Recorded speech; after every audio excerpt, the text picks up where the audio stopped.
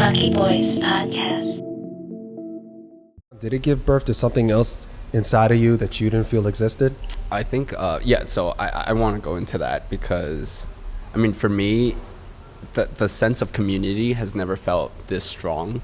I think that being from Chinatown, being from New York especially, it's such a cutthroat city. Every man for himself. Where it's, and Rat race. completely transparent. Like, I think prior to this, I was always like, how do I get to the top? How do I keep going? How do I make myself the best I can make myself? And it was always about like myself. And then I met my fiance, to be honest. Don't call me a simp, but you know. But I think one of the biggest takeaways, her name is Amy. So Amy really taught me how to view the world, not just like to myself, in kind of my own little bubble.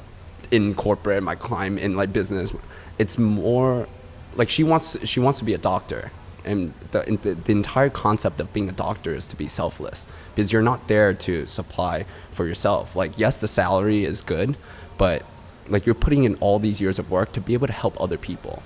I think that really that entire concept, like, I didn't really see it at first. I was still, I just want to do this, I just want to make this, I want to get big in my career. But Protect Chinatown, it really is about community, and it's about being selfless. It's about doing something that's bigger than yourself, right? It's like the Protect Chinatown. Yes, we can chase clout and say, hey, we started this, but we're not really about that. Like, we're not here to say, hey, like, we started this organization, like, put it on my resume, like, to make yourself look good. This is because there's an obvious social issue.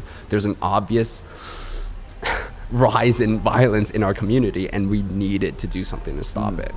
And so, how it makes me feel, especially after these community walks, it's like a flame inside you that just makes you want to do more and more good. And every time you hear, like messages of gratitude from people in the community, you just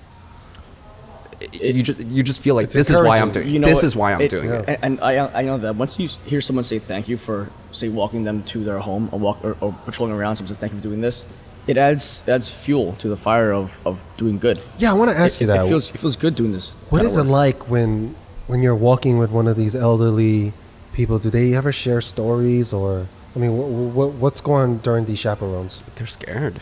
I mean, they obviously recognize that there are incidents happening in the neighborhood, and they know that it could very well be them. And they appreciate someone out there actually trying to help them out, Because a lot of times, especially Asian Americans in general, we're discounted a lot of times, we're underappreciated. Sure. Yeah. And so once an elderly person sees that we're doing this for them, it's like, wow, someone cares. Someone cares about me. Oh my God. I want to tell a story of what I heard yesterday. Please do. When I was at the patrols, I was actually just at the station where we hand out flyers. We were also giving out personal alarms, and so there was a lady who came over, and she was like, oh, what's this? Like, can you tell me more about it? My Chinese is trash, so my sister had to step in. So an older Asian lady? She was probably like in her 50s, and she came up and she asked about it. We give free face masks, hand sanitizers, and a flyer, and then we give our spiel, right? And she's telling us, like, oh my God, this is like really needed. I actually just had an incident myself. She said that there was a person who ran up to her and tried to set her hair on fire. What the fuck? And this is not in Chinatown? In Chinatown, and this is not like reported or anything, right? So it's like, and it's not a small incident. It's not like, oh, you just got shoved or something. It's not in the news. Yeah, it's literally, how many stories out there aren't being reported? It's Tons. insane. Tons. And I actually know a couple of victims that never reported. And honestly, no one would hear the story unless someone speaks up on it. Wow. It's insane because you're hearing the story from her. It's like, it's just like, yeah, like, we're just scared now. Someone tried to light my hair on fire. And I'm like, what? Like, what did you just say?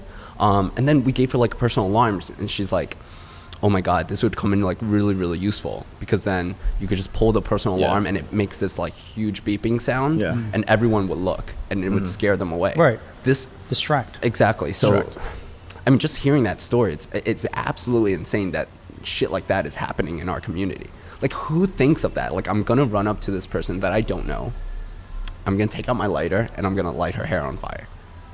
And most of the stories we hear in the news aren't really in Chinatown, right? Which and that also begs the question, why are we doing it in Chinatown? There are stories that do happen, but things that are not being reported on, like this one. Right. I mean, a lot of times when you're in your community, you're not going to say anything about it because you don't want to inconvenience anyone else, and that's what a lot of times our elders do. Yeah. They don't want to make their problem your problem. Yeah, that's It's so independent, true. it's beautiful, but That's what honestly, makes it worse. It makes it worse, exactly. That makes it worse. And Yeah. We're trying to get people out of that mindset. And, if we can't, then at least supply them with an added sense of security, like a personal alarm. A lot of people don't want to request a chaperone. But so here, take a personal alarm. If something does happen, you don't need someone with you. Just have this on you. Yeah.